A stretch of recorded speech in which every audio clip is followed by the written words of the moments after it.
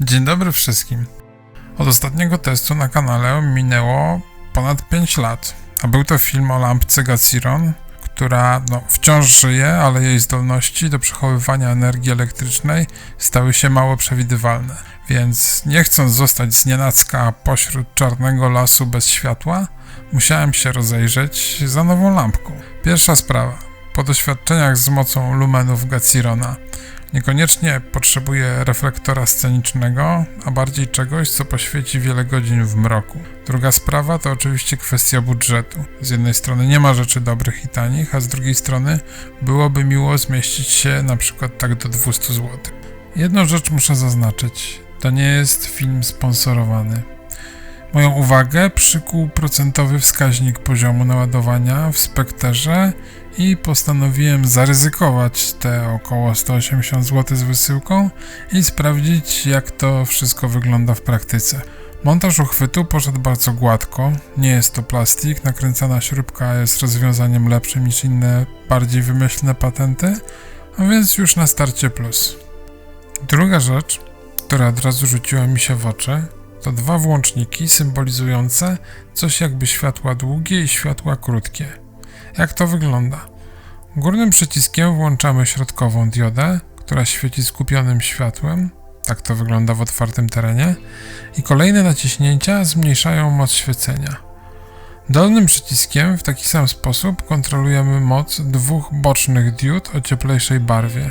Plama światła na otwartym terenie jest zdecydowanie bardziej rozproszona, ale czy słabsza? Chyba trochę to zależy od stopnia mocy. Podwójne, szybkie kliknięcie któregoś z przycisków spowoduje zapalenie się wszystkich diod, bocznych i głównej, i w tym trybie kolejne pojedyncze naciśnięcia także będą stopniować moc całości. O trybach mrugających nie będę z wiadomych względów opowiadał.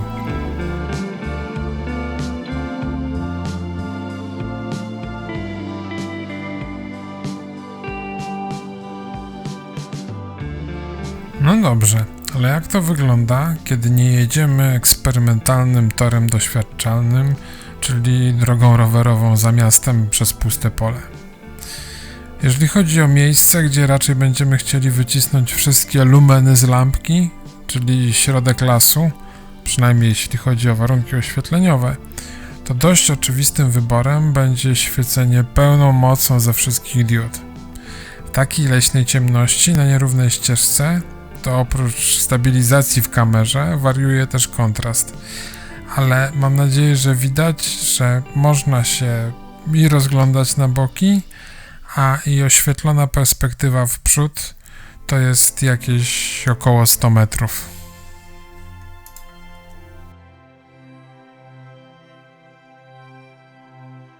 No dobrze, ale na wstępie zaznaczyłem, że to czas działania jest jedną z najistotniejszych rzeczy.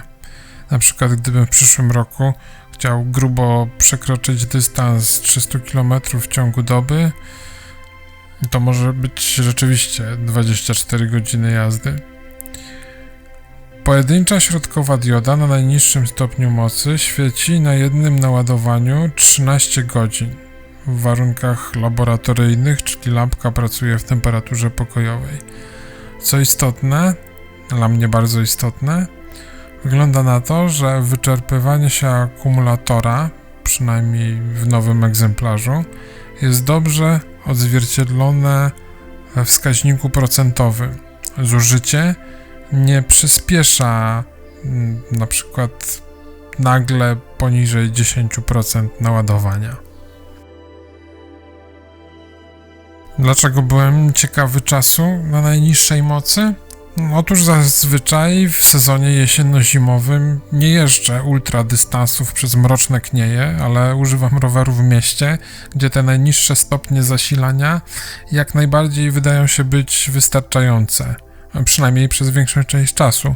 Mam wrażenie, że nawet dodatkowo warto pochylić lampkę na kierownicy, brakuje być może jednego takiego stopnia jeszcze mniej mocy, a dzięki prostemu mocowaniu możemy to zrobić niemal błyskawicznie. No ale co z tą supermocą?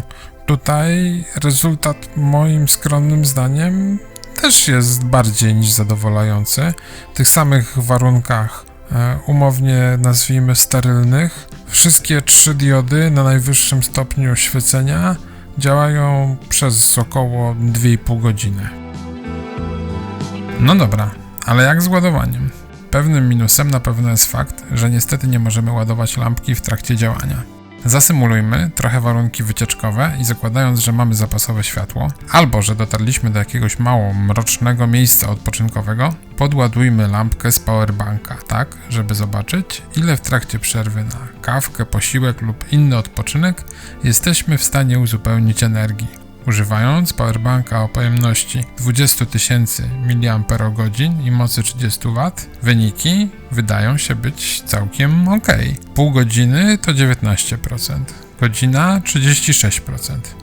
Czyli wyobrażam to sobie tak, że w trakcie przemierzania jakiegoś ultradystansu na przerwie przed świtem będę w stanie dość poważnie uzupełnić zapas energii, tak bym może nie na najwyższych obrotach, ale tych ciut wolniejszych, mógł doturlać się swobodnie do świtu.